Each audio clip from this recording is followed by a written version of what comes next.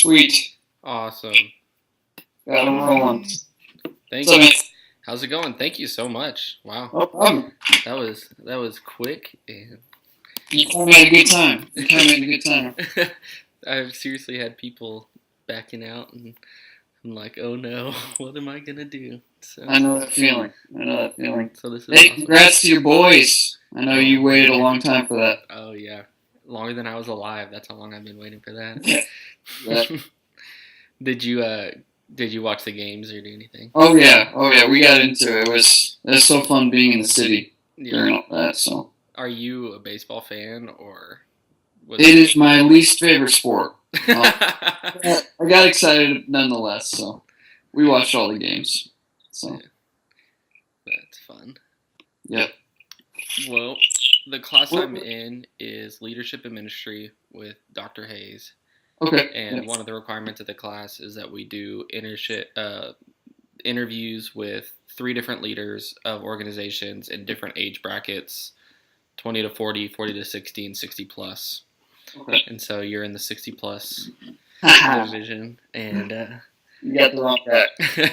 but this is quick and easy. It shouldn't be too hard.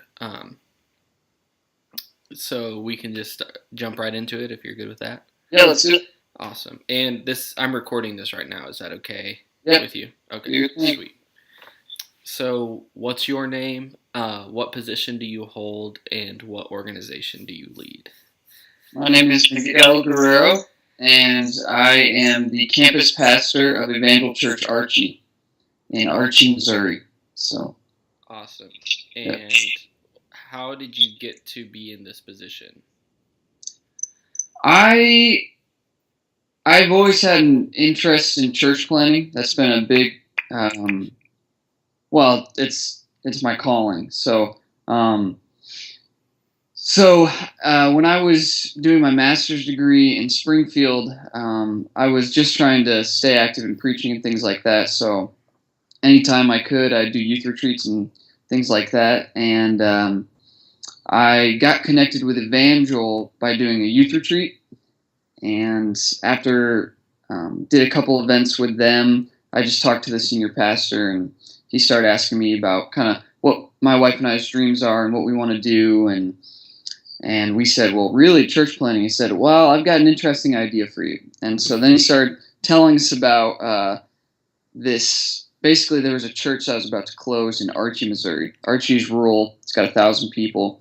And we said, yeah, probably not. But he said, why don't you just come down and at least fill the pulpit one week and kind of see, see the town a little bit. And once we got there, to our extraordinary shock, we both just had a sense of like, oh, this is where we have to be, my wife and I both. So her name's Megan. We got back in the car, and Megan and I were like, whoa, I can't believe this, but God's calling us to this. So that's how we ended up there.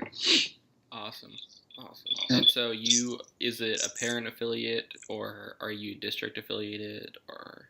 Yeah, so we're a PAC, but we're technically a campus of Evangel. So Evangel exists in 2 places, but I think we're still registered as a PAC nonetheless. So so we're not a district church, and we share a board with the Kansas City campus. So yeah, in a district church, obviously the district's your board and all that. So yeah, so we're autonomous in that sense. So. And so, is there a goal to have your own board members and to grow into an autonomous church, or will you always be a branch of Evangel? Yeah, we want to just stay part of Evangel. Awesome. That's where we see it going and what we would like to do. And the dream is that Evangel would have more campuses, that we would just be the first other campus, and that more would come, and love to see one in the inner city. And frankly, there's a lot of towns, even I don't, who knows what the Lord will do, but even around Archie, kind of that rural setting, that are really lacking in a church that is motivated to reach lost people. Yeah. So there are quite a few churches in our context, but as far as ones that are really motivated to see people who are unchurched come to church, that is really, really lacking. Okay. So, yeah.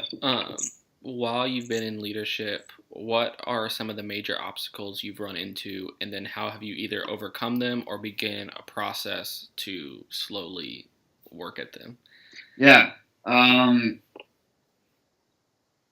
would say the biggest, well, I'll do two for you. So the first challenge I've had has been my age. I haven't turned 25 yet, and that has, well, I'll tell you a couple stories. So one time, an older lady came into our church, and she marched up to me, and she said, "Where's the pastor?" And I said, "I'm the pastor. Nice to meet you." Did the whole thing, and she's like, "I don't know about that. You are young enough to be my grandson. Am I supposed to listen to you?" And I said, "Well, I mean, you don't have to listen to me, but you're welcome here if you'd like." And she's like, "I just can't believe how young you are. Man, how am I supposed to take you seriously?" And then I quoted 1 Timothy 4:12, which may not have been the best, but I was like, "You know what, lady? Do not let anybody look down upon you because you're young." So, and she's actually hung around, so it's interesting. So, and I did my first funeral 2 weeks ago. Oh no! And the guy who passed away was mid-50s. His wife was late 40s. And they're unchurched, and they just, crisis hits, friend of a friend, heard that we were doing cool stuff at Evangel, and so her friend says, I'll bring this guy over. So we go over there, and I walk into the house, and she almost starts crying. She's like, "Oh no, you're so young, you look like a teenager." And I was like, "Okay," and then that's it, and she starts kind of breaking down, and I'm like, "Oh man!" So appearance made her cry. Huh? Your appearance made her cry. Yes, exactly. She's already emotionally unstable, and it's just and so I just said to her, I said, "I totally understand your apprehension, so you don't have to use me." And basically, she was like, "Well, the funeral's tomorrow, so yes, I do." So I was like, "Okay, let's do it then." So, as far as overcoming it. I think the key is probably just being really humble and kind of seeing from their point of view. Yeah.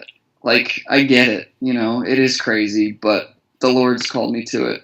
And it's interesting to think of kind of the history of our movement, because for a long time you just get some 16-year-old junior in high school with a call who would just plant a church, so it's been, that I kind of comfort myself with that. It is uncomfortable, and it is a challenge it's just going to be there for the next, 4 or 5 years, but I'm not alone in facing it that way. And you know how it is, if God is using you, then God is using you. Definitely. So you just go with it. So that's been an interesting one.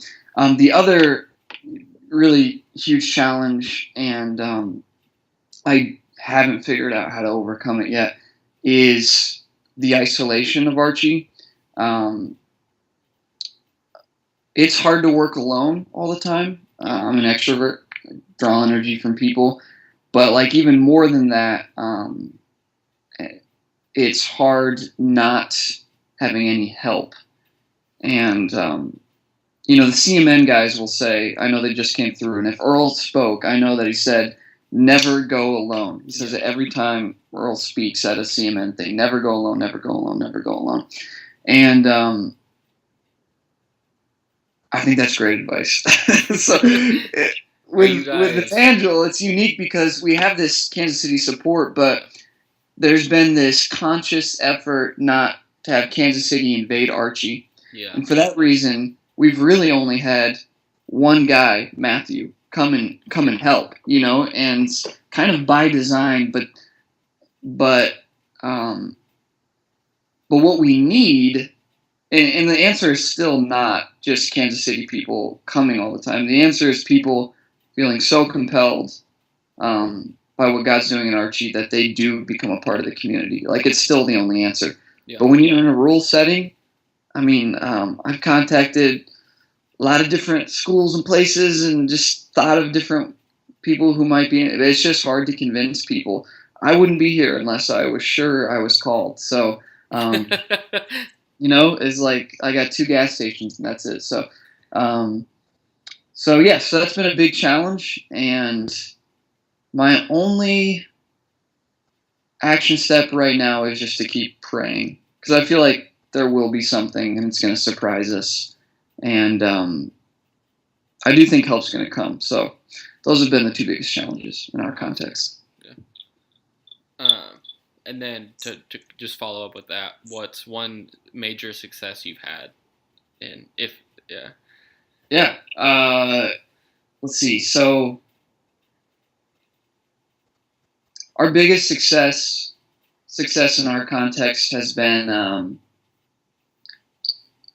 I don't know a better way to phrase this, but we kill it at the school. So, So I can think of, we have about 50 people in our church, and at least 35 of the adults, their kids came first. Wow. So the youth came first, and then invited their parents, who then brought their younger siblings, who then brought their grandparents, actually. We have 3 different cases where it went 3 layers deep. And first the youth came, loved it, and then that's kind of our growth model right now. And since it's working, we're just going with it. And we started a youth group, and it's grown to 15 in 3 months. So that's been really cool. We started with just a couple. So that's been awesome to see. And then, for instance, our success with the school, we put on a big event last month. And because it's so small, because the school's so small, we were able to get 45% of the student body at an after football game event, and that's only 95 kids, but that's so huge. Yeah, that's 45% of the middle school and high school. And so I also coach a soccer team, and we've had such incredible success in the school that twice now, this is a new thing that started this month, the school's just called me and been like, hey, there's a kid who's really struggling. Can you just come and talk with them and maybe even see if they want to go to your church? And so it's just been so they'll just call me in, and I'll just sit and talk with the students when they're having a hard time. And I talked to one this week, and he said, yeah, so I know I need to make some changes. The school counselor said I should go to your church, and then the nurse told me I should go to your church, and then these really nice kids in my grade said I should go to your church. So I'm thinking maybe I should check out your church. And I was like, yeah, man. So awesome. It's cool. That's where we found the most favor. That's awesome. So yeah. Do you have a growth plan for that going forward? Yeah. So we are trying to plan as if our first hire is going to be a youth pastor. Okay. That's not usually what you do, but in our like I said, we're following where God is moving. Basically, It's just how we're trying to do it. So that is our hope for next year, and to have somebody in there part time who can just be about the youth, and so. That's one thing we want to do, and then the other thing we just do is we invest financially in it. Yep. So we're really intentional to put our money where our heart is. Yep. So does that answer the question? Or? Yeah, that's great. That's awesome.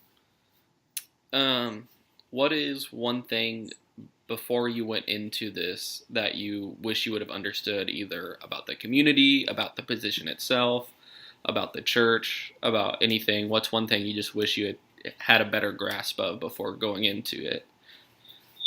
That's a good question.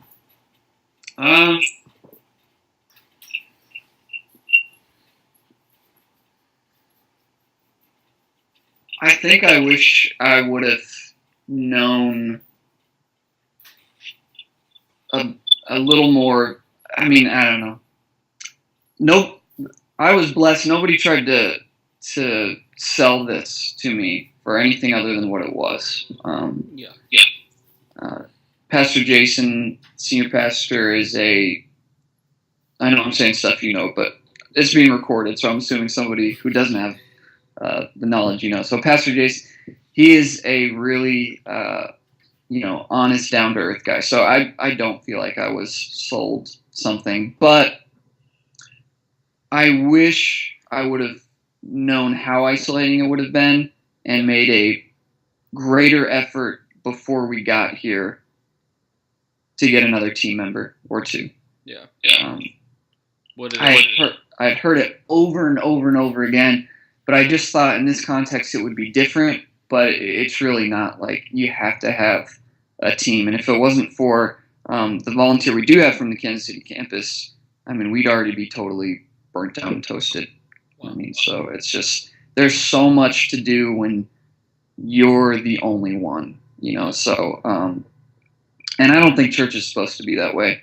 And, and you can say, well, yeah, but, you need the congregation to help, and they do, but we have, at least half of our congregation was out of church for years, so you don't want to give them too much responsibility, and you're trying to help them through, the garbage that's accumulated over the years. So, and that's maybe another thing I didn't think, I probably should have. It seems obvious now, but it's something I didn't think about a lot while I was in Bible school or training, is just how much dysfunction was going to be there when you did reach that lost person. I mean, we talked a lot about how to and strategies, but then, like, to know how to guide them through the year of fighting through the dysfunction that's built up.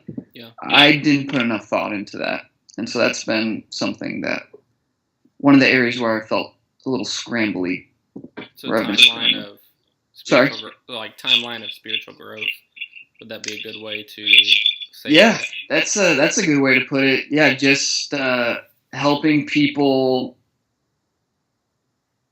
overcome their deficit. I don't know how else to put it. So it's hard. I mean, because by the time, for instance, sometimes by the time they get to you, they've made so many poor decisions regarding family and relationships that it's hard to even know how to counsel somebody with, a girlfriend and then the wife that they should have never left, and the kids who they've put in a position they never, and so just helping them figure out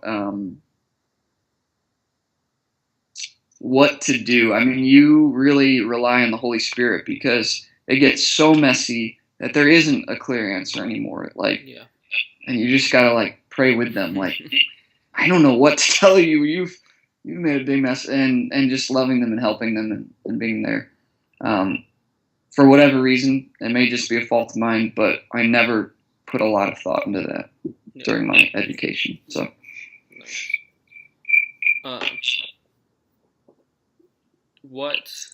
I'm improvising here. What is at Archie? What would you say ministerially? If you could just, I guess, plug and play something that you've seen be successful, what is something that you just wish that your campus could have, and instantly that you think it would take off? That, whether that be a staff member, a building, or what do you think in your context would, in the church planner's mind, what do you think would just be really good to start out with, something that to go with besides team? You've already emphasized that. Yeah. Team is essential, and it's what the team does. I think you have to have a really clear. If your context is rural or suburban, you need to have a really clear family ministries plan. Okay. Before you even start, it should be the first thing you figure out. How am I going to engage a family and help them engage each other in faith? Because that's when real growth and real discipleship happens, when the whole family's engaged. So that's the first thing you gotta think. I've got friends who planted in super urban, and it's not a big deal. because they've got all young adults, 400 young adults or something, or and it's just like, or just all urban people who aren't interested in that, and they end up needing it eventually. But they do say, when we first started, it was not a big deal. Nobody was worried about our kids. But if you're in rural or suburban, then yeah, you have to have a really clear plan in place. And for us, what we needed was just curriculum. We didn't have the bandwidth to write weekly sermons and youth and kids and all that. So, finding a curriculum that matches your values was big for us. So. Awesome. Yep. What's a piece of advice you would give somebody that is either new to the field or about to enter your field of work? Your nugget of wisdom. Well, whatever nugget I give you, I'll steal. And I have lots of nuggets that I've heard over the years that have, as you do it, they just kind of rise to the surface. Like, man, that was true. I think the biggest one that comes to my mind is Mark Batterson always says, if you want to grow your church or what you're leading, you need to grow yourself. You need to be growing. And it wasn't original to Mark either, but he says it a lot.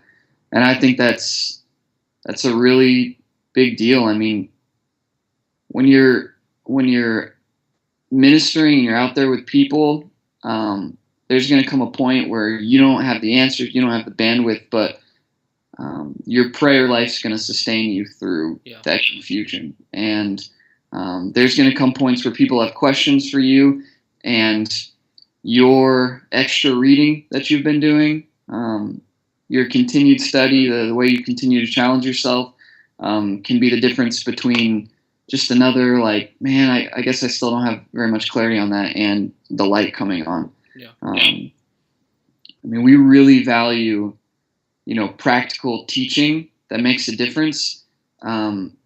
And in order for that to happen, you need to be so deep in the Word that you're not messing up the practical. That's been the biggest, as far as communicating goes, that's the biggest temptation once you get out there.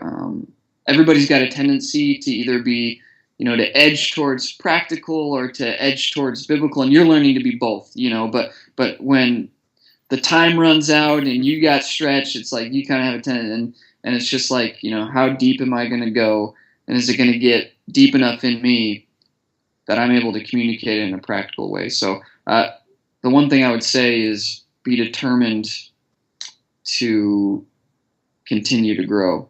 Okay. So that's awesome. Yep. Good answer. Go team. What is the biggest motivator of the people you lead? Or I guess a better way to phrase that question would be, if you're wanting to get them from point A to point B, how are you as a leader going to accomplish that? Oh, that's a fantastic question. Yeah, and I feel like that answer differs based on kind of socioeconomic status. So we've got well-off people, and then we've got super, super, super poor people in our church, and I feel like they're motivated differently. I feel like they're even looking for kind of different things in church, and so let me put it this way. I would say what motivates kind of the more kind of successful people, they're really motivated by an opportunity to be a part of something kind of bigger. When you feel like you're managing life well and all that, like the opportunity to think beyond yourself and be a part of something significant, that's a really big deal, kind of that segment of our church. And then for those who are kind of struggling with basic needs, I think what motivates them is just, man, that's a good question.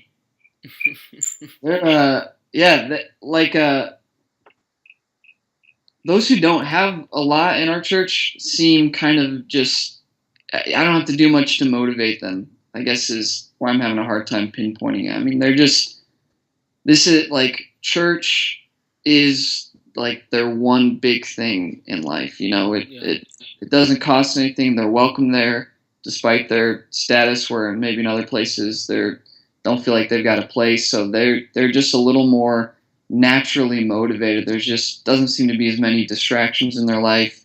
I don't have to work hard to convince them to be a part or to engage. So it's just different in that sense.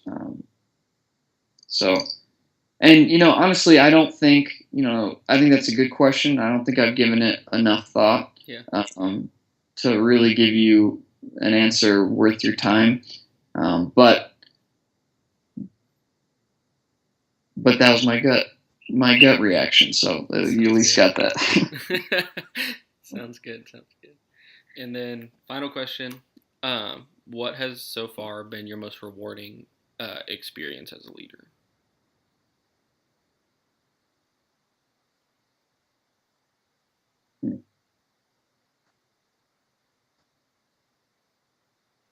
So a lot of the people who have come out of, like I mentioned this before, but the ones who have been out of church for years, there's not really a lot of truly unchurched people in our context. There's just a lot who gave up on it. Yeah. And so that's mainly when somebody comes in, that's, they grew up in it and then they rejected it. So that we reach a lot of those people.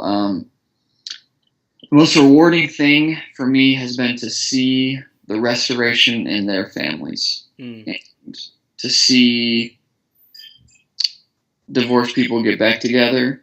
Wow. And mother and father their children, and to see that wholeness and that restoration, and to see this change where they're willing to do whatever it takes. And that's just a beautiful thing, where all of a sudden Jesus so impacts you that you're like, yeah, you know what? I'll change whatever. I know I need this. So that's been the most rewarding part, seeing that change. So that's awesome.